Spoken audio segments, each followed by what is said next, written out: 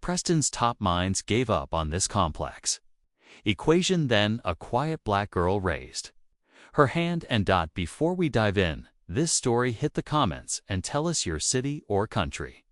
Let's see how far this story reaches. If you like the video, please subscribe. The lecture hall was silent.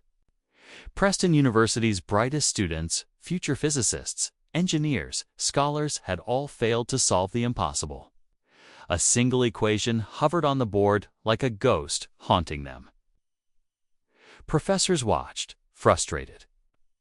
Students whispered, defeated. Then, from the back of the room, a quiet black girl, someone most of them barely noticed, slowly raised her hand. No one expected her to speak.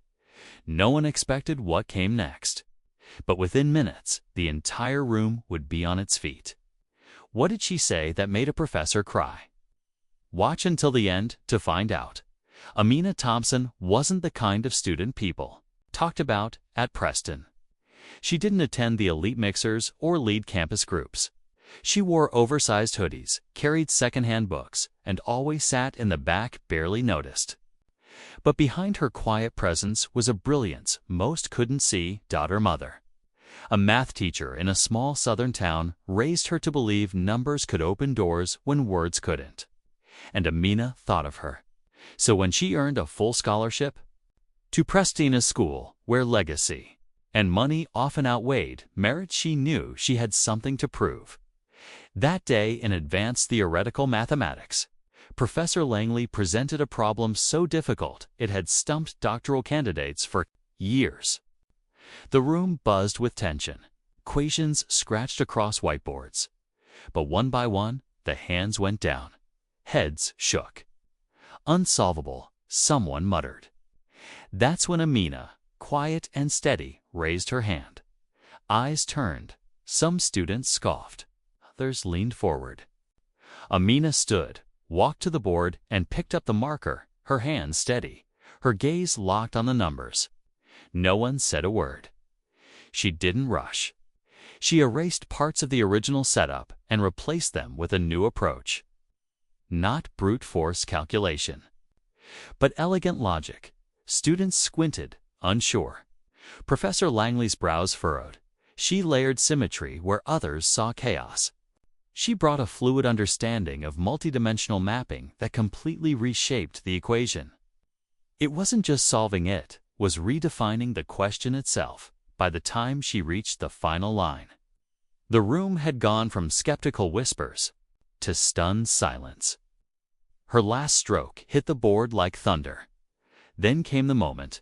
Professor Langley, a man known for never publicly praising anyone, stepped forward, reading every line. He turned around slowly, his voice low but shaken. This is correct." Someone gasped. A few clapped.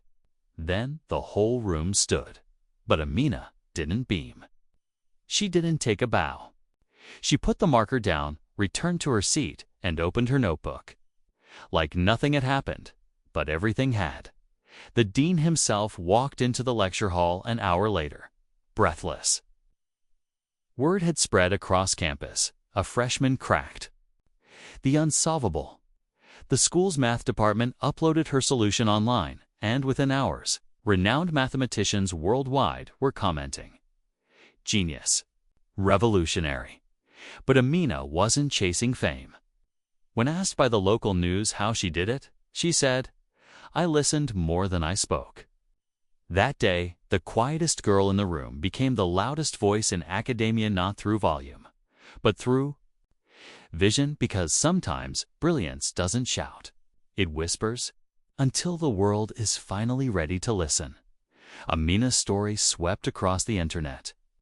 Not just because she solved an impossible equation, but because she shattered assumptions. About who gets to be called a genius. About what brilliance looks like. Prestigious labs offered her internships. Scholarship donors who had ignored her suddenly reached out. But Amina didn't forget who she was. She launched a mentorship program for girls of color in STEM.